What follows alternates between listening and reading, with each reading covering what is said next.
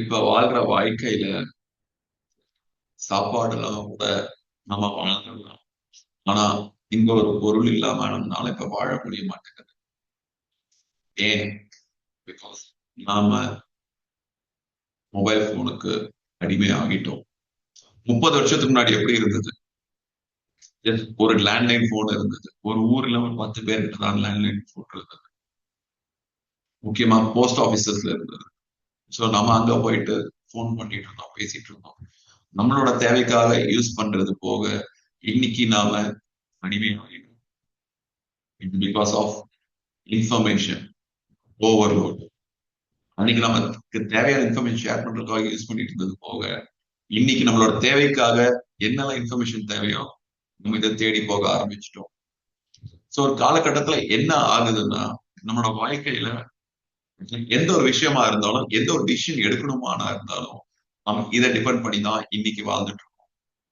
So இதுல நம்ம மறந்தது என்ன? நம்ம சுயமா யோசிக்கிற தன்மையை விட்டுட்டோம். சோ நமக்கு என்ன ஒரு விஷயம் நல்லா தெரியும், நம்மளோட லைஃப் பர்பஸ் என்னன்னு சொல்றதே நம்ம மறந்துட்டோம். சோ ஜஸ்ட் நம்ம என்ன பண்றோம்னா இதுல என்ன ஒரு இன்ஸ்ட்ரக்ஷன்ஸ் வருதோ அதை தான் நம்ம ஃபாலோ பண்ணிட்டு இருக்கோம். சே எக்ஸாம்பிள், நமக்கு ஏதாவது ஒரு ப்ராப்ளத்துக்கு சொல்யூஷன் தேவையா? ப்ராப்ளத்துக்கான டேட்டாவை மொபைல் ஃபீட் பண்றோம், அதுக்கான இன்ஃபர்மேஷன் ஆட்டோமேட்டிக்கா நம்ம கண்ணு முன்னாடி இருக்கு. நம்ம டைரக்ட் அப்ளை பண்ணிட்டு நம்ம போயிட்டு இருக்கோம்.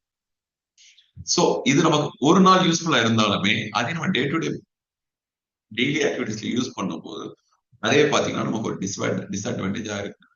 ஏன்னா நம்ம எதுவுமே சுயமா யோசிக்கிற தன்மையை இழக்க ஆரம்பிச்சிட்டோம். சோ ஒரு சின்ன நம்ம கையில பட்ட அடிக்காக ஒரு பேண்டேஜ் போடுறது போக நம்ம உடம்புக்குள்ளேயே அது ஒரு கேன்சர் கிருமியா நமக்குள்ள பரவிட்டு இருக்கிறத நம்ம மறந்துடும்.